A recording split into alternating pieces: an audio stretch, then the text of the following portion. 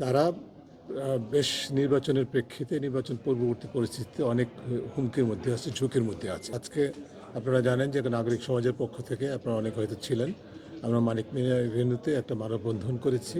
আমরা বেশ কিছুদিন যাবৎ লক্ষ্য করেছি বিভিন্ন আমরা জাতীয়ভাবে এবং যেই ব্যক্তিবর্গ এবং যে প্রতিষ্ঠানগুলো আমরা একসাথে হয়েছিলাম, আমাদের মাঠ পর্যায়ে সারা দেশে যে তথ্য সংগ্রহীত হয় তার উপর ভিত্তি করে একটা জায়গায় আমাদের সার্বিকভাবে নির্বাচনী পরিস্থিতি, কিন্তু মোটামুটি যে বিষয়টা আমাদের জন্য সবচেয়ে বেশি গুরুত্বপূর্ণ মনে হয়েছে আজকের আলোচনার প্রেক্ষিতে, সেটা হচ্ছে যে বাংলাদেশের নারী, আদিবাসী, ধর্মীয়, জাতিগত সংখ্যালঘু যাদেরকে বলা হয়, এবং প্রতিবন্ধী এবং লৈঙ্গিক বৈচিত্র্যের যে মানুষ, তারা বেশ নির্বাচনের প্রেক্ষিতে নির্বাচন পূর্ববর্তী পরিস্থিতিতে অনেক হুমকির মধ্যে আছে, ঝুঁকির মধ্যে আছে।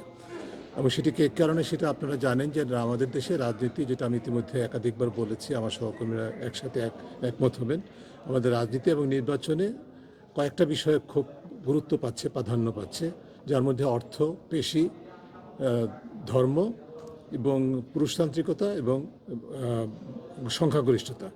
এই পাঁচটা উপাদানের কারণে এই কয়েকটা বিষয়ের মানদণ্ডে যে সমস্ত মানুষগুলো প্রান্তিক অবস্থায় আছে বা দুর্বল অবস্থায় আছে, তুলনামূলকভাবে যাদেরকে দুর্বলতার দিকে বা ক্ষমতাহীন করে প্রান্তিকতার দিকে ঠেলে দেওয়া হচ্ছে, যার মধ্যে রিপিট করছি আমাদের নারী, ধর্মীয়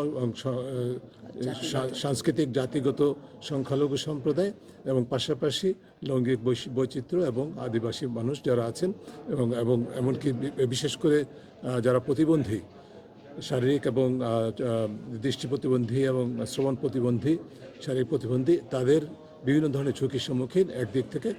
অন্যদিক থেকে নির্বাচনের পূর্ববর্তী যে সময়টুকু আছে এবং সামনে নির্বাচনের দিন, তারা সমান প্রতিযোগিতার ক্ষেত্রে যা বোঝায় সেটা নিশ্চিত করে তারা নিজেরা তাদের ভোটের অধিকারটা চর্চা করতে পারবে কিনা, সেটি নিয়ে আমাদের উদ্বেগের যথেষ্ট কারণ রয়েছে। এবং সেই কারণে এবং তার পিছনে অত্যন্ত নির্ভরযোগ্য তথ্য আছে বিধায় আমরা আজকে দাবিনামাগুলো 8 দফা দাবি উত্থাপন করেছি, যেটি গণমাধ্যমে ইতিমধ্যে হয়তো বা প্রকাশিত হচ্ছে। এবং সেই বিষয়টাকে ফলো আপ হিসাবে আজকে আমরা এখানে নির্বাচন কমিশনে আমরা ইতিপূর্বে একটা অ্যাপয়েন্টমেন্ট করেছিলাম। নির্বাচন কমিশনে যে আইন প্রয়োগকারী সংশ্লিষ্ট বিশেষ সেল যেটি আছে, তার যে প্রধান, তার সাথে এবং তার টিমের সাথে আমরা আলোচনায় বসেছিলাম। আমাদের উদ্বেগগুলো তাদের কাছে জানিয়েছি এবং কিভাবে, বিশেষ করে শুধুমাত্র সার্বিকভাবে চিত্রটা দেখলে হবে না, এটি কী বলে যে মাঠ পর্যায়ে যে প্রতিকূলতাগুলো, সেগুলোকে বিবেচনায় নিয়ে এবং বিশেষ করে লাইভ বা রিয়েল টাইম সমস্যা মোকাবেলা করার জন্য কোনো পদ্ধতি তারা বিবেচনা করেছেন কিনা, সেই বিষয়গুলো আলোচনা হয়েছে। এবং আমাদের সাথে কোনোভাবে তথ্য আদান প্রদান বা আমরা যখন বিষয়গুলো সমস্যাগুলো জানবো তাদেরকে অবহিত করার কোনো চ্যানেল তৈরি করা যায় কিনা, সেই বিষয়গুলো আলোচনা হয়েছে।